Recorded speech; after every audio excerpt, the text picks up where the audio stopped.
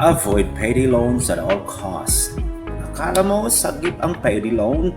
Pero sa totoo lang, ito ang shortcut sa utang cycle. Welcome back sa MoneyWise. Tayo, ako po si Tusbay at pag-uusapan po natin ngayon ang payday loans.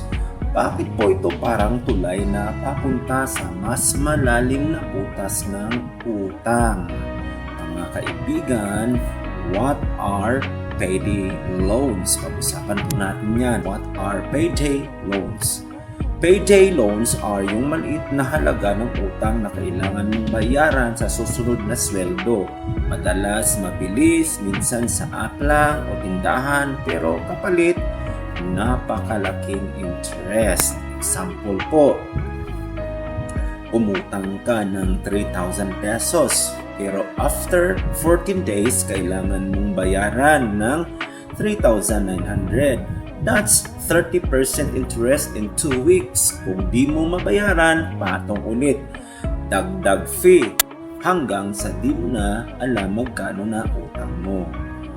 The real danger po sa mga gantong klaseng pautang is number 1, high interest rates up to 300 to 500% yearly.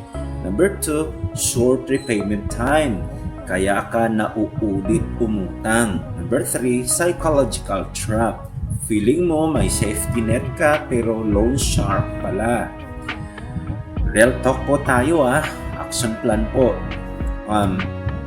Number 1 po, huwag umutang sa payday lenders. Kahit emergency, maghanap ng emergency fund alternative. Pangalawa po, gumamit ng side hustle or sell unused items. Pangatlo, kung kailangan talaga, borrow from trusted people, not apps.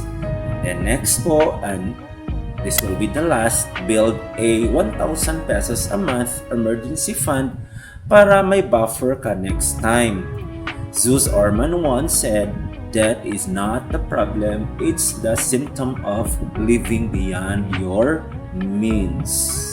Ang payday loan po ay parang kandila, nagbibigay liwanag sandali pero sinusunog ka paunti-unti. Be smart, be money-wise. Ako po si Tusbay. Always choose long-term peace over short-term relief.